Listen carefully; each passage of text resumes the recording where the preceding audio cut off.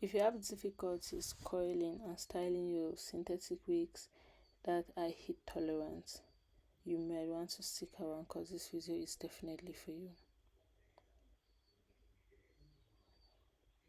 Hello besties, it's your girl Bobo Kitty Fashion. Guys, follow me on social media. You can find me on TikTok, you can find me on Instagram, you can find me on Facebook, you can find me on Pinterest.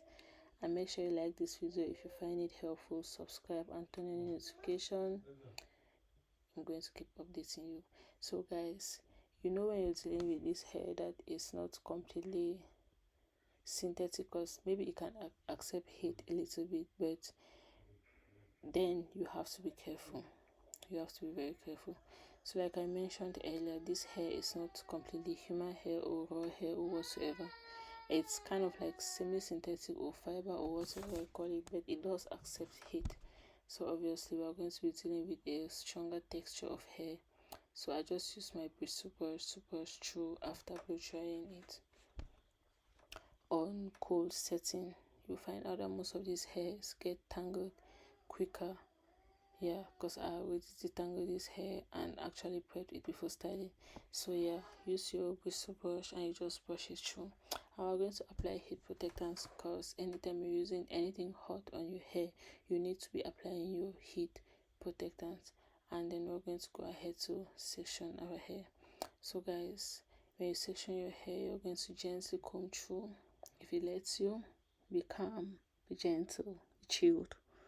If you're finding difficulties coming through the hair, you can use a wide tooth comb, because this is going to maybe soften the knots a little bit, and you can go in with your latte comb, which I like to use because it just makes my curls look more softer, more gentler, and no bumps or whatsoever.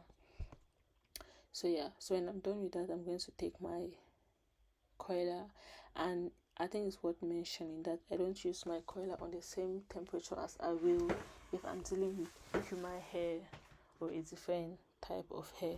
So yeah, so you're basically going to do the same process just like you coiled a normal human hair, but now here's where the tip comes in. You're going to notice that with this type of hair, if you stick around for long with your coiler, you can burn that hair. So at the end of the day, I always advise you do heatless on synthetic hairs and whatnot. But sometimes your client will be like, okay, your hair can accept heat, and yeah, it can actually accept heat, but you have to be very careful as a stylist, so you don't go overboard and maybe burn down the hair or find yourself in stories that touch. So you're going to hold it for some seconds, and you're going to use, like I said, use medium heat. Like, don't use a lot of heat because it can burn the hair instead of coiling it. So after doing that, you're going to apply your holding spray, and I'm always very generous with my holding spray since I'm dealing with synthetic hair, which actually requires a lot more of everything actually to get the job done. So yeah, so this video basically is nothing serious. It's just the same old coiling, going on the direction of which you want your coils to turn out. You can do bombshell, you can do reverse bombshell, you can mix actually if you want more volume. So basically you're doing the same thing, but just be very careful about your heat setting on your coiler. So avoid stories that touch, bestie. So I think that's it. So basically you're just going to coil your hair, you're going to hold it for some seconds, and when you feel like the heat has penetrated through the hair, you can then release your clamp and you pin your hair down. So after doing that, I'm going to let it sit for some time. So these two hairs were actually for a client, that's why you can see that I had them two together, because I had to deliver it later that same evening. So yeah, so after pinning it down for some time, I'm going to let it sit for about 15 to 30 minutes depending on the time I have left. If I have more time, I can just let it sit overnight. The longer the better. Yeah, that's one of the factors that help your coils last longer. Obviously, just one. There are other factors such as density of the hair and all of that. We know all that, right? So yeah, so after letting that sit for some while, I think I'm just going to go ahead to unravel it. And when you take out your pins, just make sure you spray your holding spray before you proceed.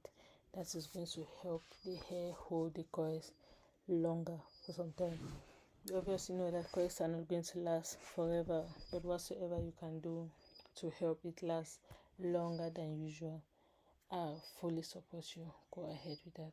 So yeah, so that's basically it. So since I was going to send this hair, and here's what it's looking like. It's not really bad for a synthetic hair, guys. Like, this hair was so beautiful. Like, it's more beautiful physically than you can see. Like, I feel like my camera is not doing enough justice for this hair. This hair was looking completely beautiful, and my client loved it, and I was so happy. So yeah, so after curling my hair, I just put on this net so it can kind of like bring up the coils together so they don't drop faster. So yeah, so that's it. If you have any more questions about how to style your hair, be it synthetic, be it human hair, be it raw donor hair, whatsoever, let me know. If you also need tips on styling natural bounce hairs, or styling straight hairs, or styling bone straight hair to straight hair, which is kind of tricky but not impossible. In a dictionary there's no impossible. Let me know in the comment section and I'm going to help you out. Thanks for watching, guys. Bye bye.